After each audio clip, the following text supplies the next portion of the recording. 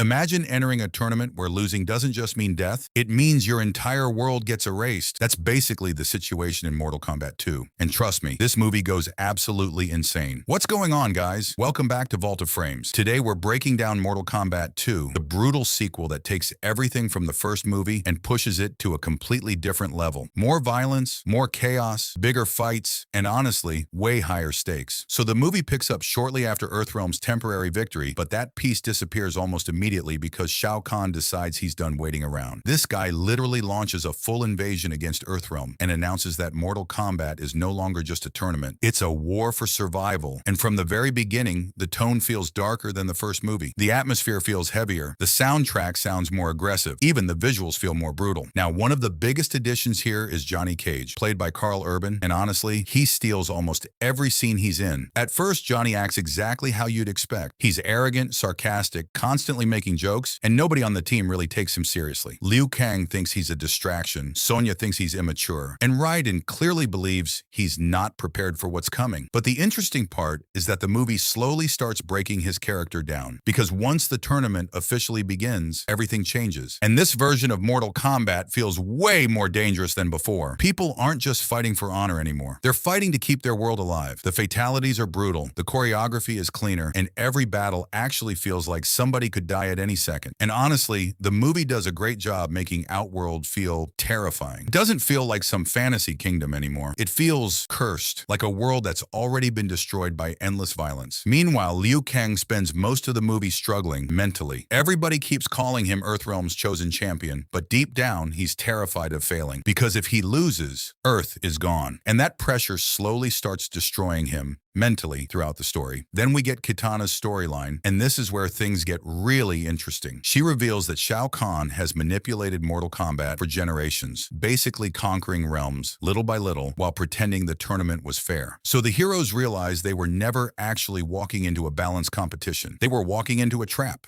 Now, one thing I genuinely liked about this movie is how it balances action with character development, especially with Johnny Cage. Because halfway through the movie, Johnny finally realizes this isn't about fame anymore. People are dying, cities are collapsing, and for the first time in his life, he actually has to care about something bigger than himself. There's even a moment where he risks his own life to protect the others, and that's when the team finally starts respecting him. And honestly, that was probably the best character arc in the movie. Also, if you guys enjoy movie breakdowns like this, make sure to subscribe because we've got a lot more dark movie explanations coming soon. Now, the second half of the film is basically non-stop chaos. Scorpion shows up and every single scene with him feels insane. The second he appears, the energy completely changes. The soundtrack gets darker, the visuals turn red, and you instantly know somebody's about to have a very bad day. And the Sub-Zero fight, easily one of the best sequences in the entire movie. The choreography, the effects, the sound design, everything about it feels straight out of the games. Then we finally reach the final act, and this is where the movie goes full apocalypse mode. Outworld literally starts merging with Earth. Buildings collapse, massive portals open across cities, creatures invade everywhere, and Shao Kahn basically becomes unstoppable. At this point, Liu Kang realizes he can't keep fighting out of fear anymore. He has to finally accept who he really is. And that leads into the final battle against Shao Kahn, which honestly feels massive. Not just because of the action, but because the entire movie has been emotionally building toward this moment. And when Liu Kang finally stops doubting himself, the entire fight changes. Now, without spoiling every single detail of the ending, the movie definitely leaves the door open for another sequel. Raiden hints that bigger threats are still coming, and it's clear this universe is only getting started. Overall, Mortal Kombat 2 feels bigger, darker, more violent, and way more confident than the first movie. The action scenes are brutal, the stakes finally feel real, and some of these fight sequences honestly look like live-action gameplay. It's definitely one of the most entertaining video game movies we have gotten in a long time.